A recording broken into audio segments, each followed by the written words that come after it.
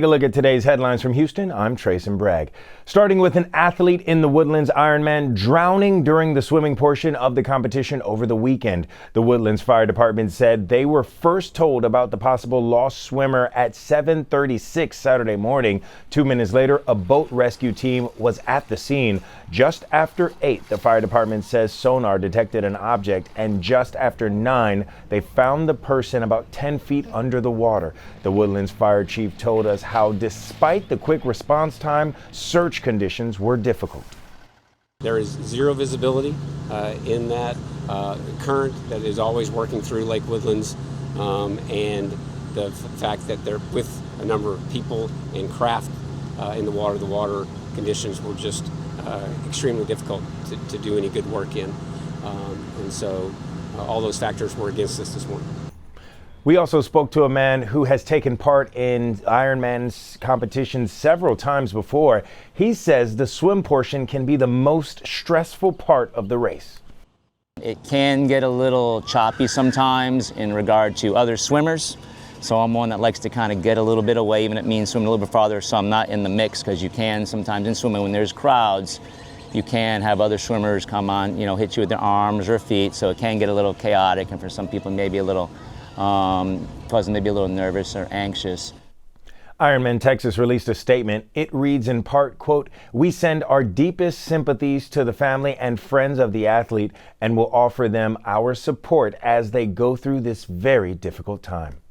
All right, a man accused of killing his girlfriend and their unborn baby is now facing murder charges as police continue searching for him. Her family spoke with Anieli Ruiz as questions mount about his past and how he was able to stay free.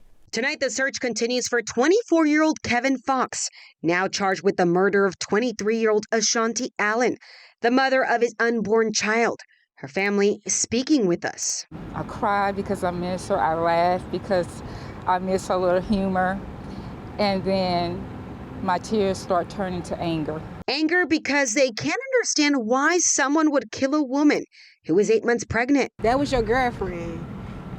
She loved you. Yes. You were supposed to love her back and take care of her. You was her child's father. Allen was last seen on Thursday of last week, but early Friday morning, her mom got an odd text message claiming she was leaving and not coming back. And when they tracked her phone, it led them to Kevin Fox's mother's home. That's where Allen's mother says she found Fox in her car. She said, "Where's Ashanti? Where's Ashanti?" He could at least told us that day, Ashanti could be over here. It wasn't until Allen disappeared that her family says they learned about his past. And I didn't know anything about the incidents until she became missing. Because if I would have knew that, he would have never been around my daughter. And court documents reveal in 2019, Fox was charged with aggravated assault with a deadly weapon. Got deferred adjudication, but he picked up another charge for assaulting another woman. That was eventually dismissed when he was convicted on the first case. He served 2 years in prison, but in Ashanti Allen's assault case filed just last year, prosecutors agreed to a plea deal. He pled guilty to the assault charge. However, it was reduced from a felony to a Class A misdemeanor, and he was sentenced to 280 days in jail. Fox then got credit for time served while he was in Harris County. There's a lot of questions, and certainly Ashanti's family deserves answers. Now those same questions remain as her family waits for justice. You have nowhere to hide. Be a man and come forward. That was Anieli Ruiz reporting. Now, Houston City Council is on a deadline this week to save more than $110 million in state public safety funding. Mayor John Whitmire says he's trying to work out a last-minute deal compromise as the state threatens to pull that money over a controversial immigration policy. Now, the dispute centers on a recently passed city ordinance that limits Houston police officers' cooperation with federal immigration agents. Governor Greg Abbott says the city broke the term of agreement after approving the measure. Now, council has until Wednesday to repeal the ordinance, or the state says it will begin withholding funds. Language is bringing the two parties together, and it's going to protect our residents and protect the city's finances. That's my goal. I'm encouraged because the council members, many of them, I believe a majority of them know how critical this is.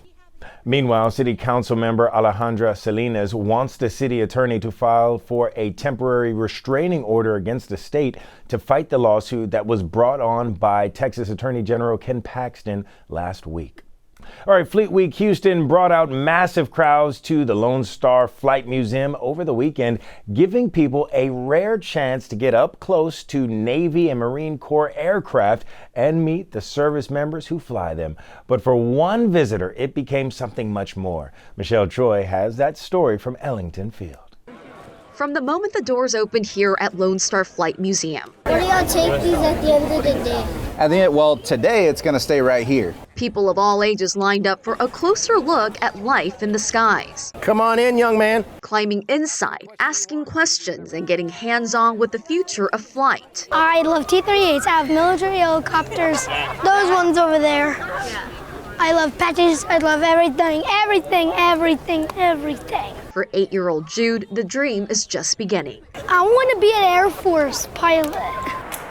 For 98-year-old Lieutenant Commander Paul Martin, it's a chance to relive it. I'm Admiral John Hewitt. Nice to meet you, sir. Great. Well, I'm 98 years old, your oldest living fighter pilot here, I guess. A surprise moment honoring a man who once flew missions over Korea. You were the legacy. You were the foundation of naval aviation, and I want to show you the future of naval aviation. Well, I know you've gone way beyond what I did. Now holding on to a new memory, a Navy Challenge coin marking the moment, and walking among the very aircraft that defined his career. They called it Whistling Death because it made so much whistles as it came down to drop bombs. Including one that started it all. First airplane that I ever flew in my life was the SNJ. Martin served 12 years in the Navy, a fighter pilot during the Korean War where he flew multiple planes. After losing his brother in World War II, a letter he left behind encouraging him to serve helped shape that path. But Martin says flying was always the dream. Growing up, all I wanted to be was a fighter pilot. I grew up during World War II and I watched those fighter pilots with their 20 mission crush hats. And I thought, wow, that'd be the greatest thing I could ever be, is to be a fighter pilot. I did become a fighter pilot, and it was as wonderful as I thought. From dream to reality. The time I had flying is the best time of my life. A full circle moment where past. Everything has just totally changed for the better. Present. They're so blessed to have such wonderful airplanes that they can fly. And future. Wish I could fly one of them, but I'm a little old to do that. All meet on the same flight line. From Ellington Field, Michelle Choi, KHOU 11 News. Thank you for your service, sir, and thank you for that story, Michelle. All right, that was a wrap of your Houston headlines. I'm Trason Bragg.